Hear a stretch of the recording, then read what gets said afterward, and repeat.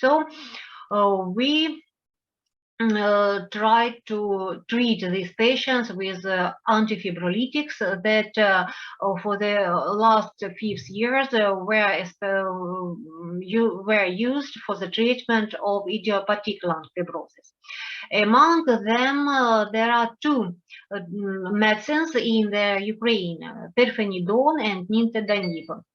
Pirfenidone impacts the TGF and TGF-induced downstream mediators and products, fibronectin, collagen type 1, 2, and 3, and the collagen-specific chaperone 47. But there are some clinical trials, among them FIBROCOVID and PINCER, and primary outcomes for the both medicines are changes in forced vital capacity. And nintedanib, it binds to the enteral ATP binding pocket and of fibroblast growth factor receptors, platelet-derived growth factor receptors, and vascular endothelial growth factor receptors, resulting in blockage, the autophosphorylation of these receptors and the downstream signaling cascades. The clinical trials for the nintedanib are COVID-1 and PINCER also.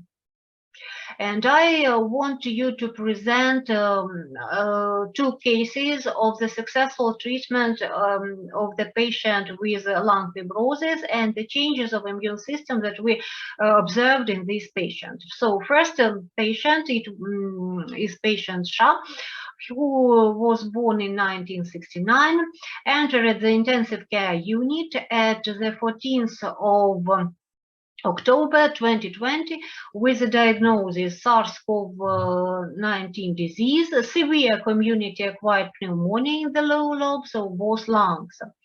He had such complications as diffuse lung fibrosis post-COVID with a significant violation of lung function, diabetes mellitus type 2, and arterial hypertension stage 2. Anamnesis morbid was the 5th day of illness, and computer tomography verified the 80% of lung damage. Analyzation of these laboratory tests, we have saw the high level of white blood, the high level of granulocytosis, almost normal level of white blood cells, the increased level of monocytes, the decreased level of lymphocytes, the high level of creatinine, glucose, and extremely high level of C-reactive protein. It was more than 200 bigger than normal level, and the high level of LDH28. The first examination, we have the high level of interleukin-6, it was 176 nanogram, and the normal level of TGF, so it was the 5th day of illness. So the patient have the high level of interleukin-6, the very hard case of disease. So he was treated with tocilizumab, and the dose was the summary dose was 600 milligrams of tocilizumab. Tocilizumab is a specific anti-interleukin-6 agent. The laboratory results after the almost 3 weeks show us the normal level of white blood cells, the normal level of granulocytes, monocytes, and lymphocytes, the normal level of creatinine, glucose, and the normal level of CRP. It decreased more than 200 points. And the normal level also of LDH28. We also received the normal level of interleukin-6 at that time, but we have received a great increase in the level of TGF-beta. TGF-beta increased in 5 points from the previous level, and we also received the increase in the level of immunoglobulin A. So the patient have the treatment, which include pirfenidone. It's a very complicated scheme of treatment, but he received him. and the methylprednisolone. The first dose was 28 milligrams, and then we decreased this dose for the 80 milligrams because the patient have as a diabetes mellitus type 2 and also arterial hypertension. And after our treatment, during the last visit for our department, the level of the transforming growth factor beta of this patient was normal, and I want to show you the computer tomography of this patient. Here is the first computer tomography, and here is the lung fibrosis that occupies more than 80% of the whole lung. There are only small part of the lung that can breathe, and the patient have the oxygen therapy for more than 10 liters for the minute, and the saturation, and he have the normal saturation of oxygen only on the oxygen therapy.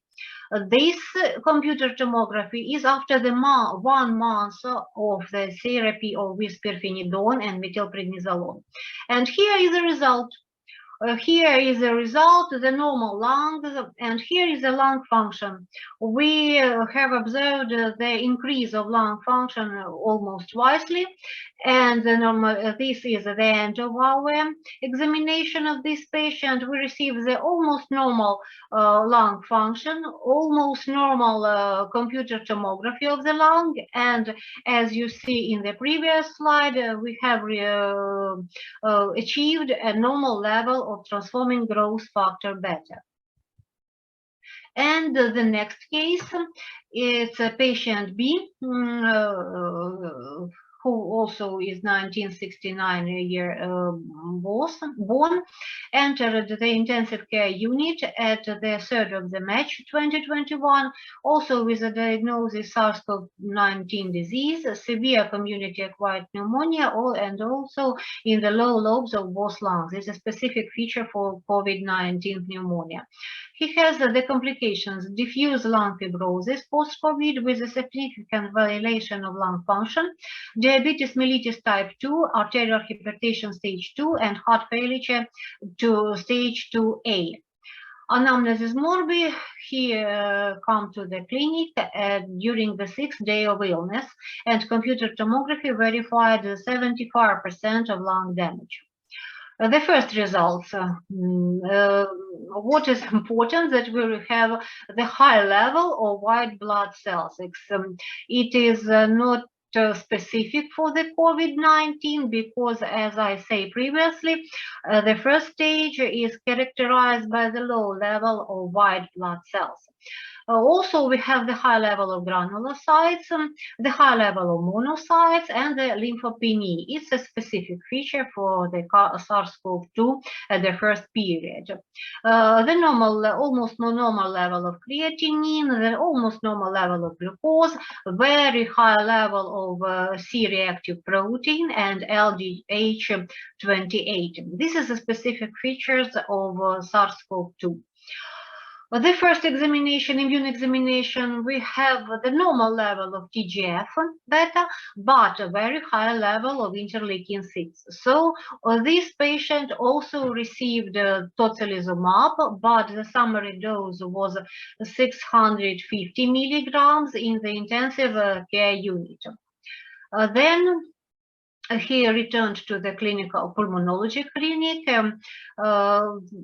We received at almost 2 weeks, after the 2 weeks of therapy with tocilizumab at intensive care unit, we received the normal laboratory results, the normal level of C-reactive protein, the normal level of LDH28, the normal level of interleukin-6, but after the 2 weeks, we received a very high level of TGF-beta, 245, and the high level of immunoglobulin A. The treatment include not pirfenidone, but nintedanib. It's less expensive than pirfenidone. So he received 150 milligrams at once a daily for 1 month, in accompaniment with methylprednisolone. Also, the start dose was 24 milligrams. Then we reduced this dose for the 4 milligrams.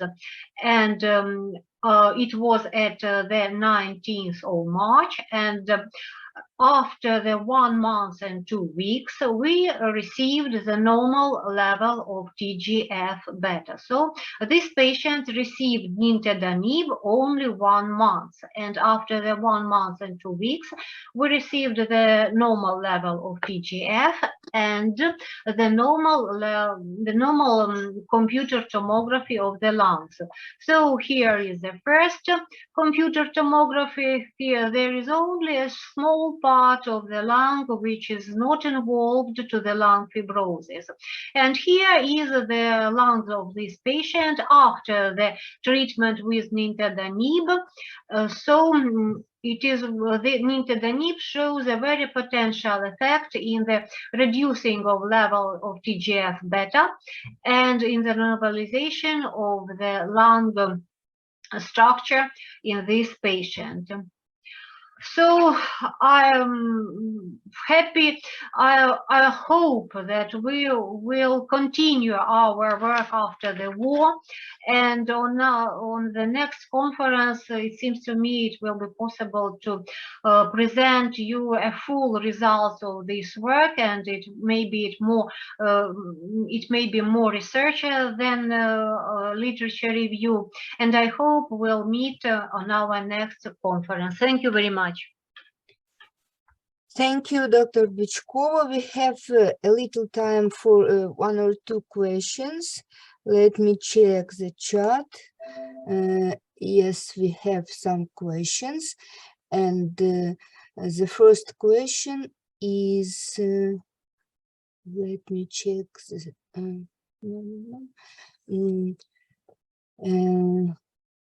How exactly gender can be a risk factor for the post-COVID-19 pulmonary fibrosis? And have you observed differences in the formation of the pulmonary fibrosis in male and female patients? Thank you for the question. The problem is that I work at a military hospital, so there is no gender difference because we work mostly with the men. The military forces of Ukraine have only 50% of the women, so we don't have many women. We have observed only 32 patients, and it's a pity, but they are only men. The literature review shows that the men that the man gender is a risk factor for the forming of post-COVID-19 lung fibrosis, but it is more important than other risk factors. This is abdominal obesity, and which also cause the hyperproduction of interleukin-6. It's no important if man or woman, while the patient have the abdominal obesity, it's produces the high level of interleukin-6, and interleukin-6 is the main interleukin that causes a cytokine storm, and then it results in a lung fibrosis. Thank you very much.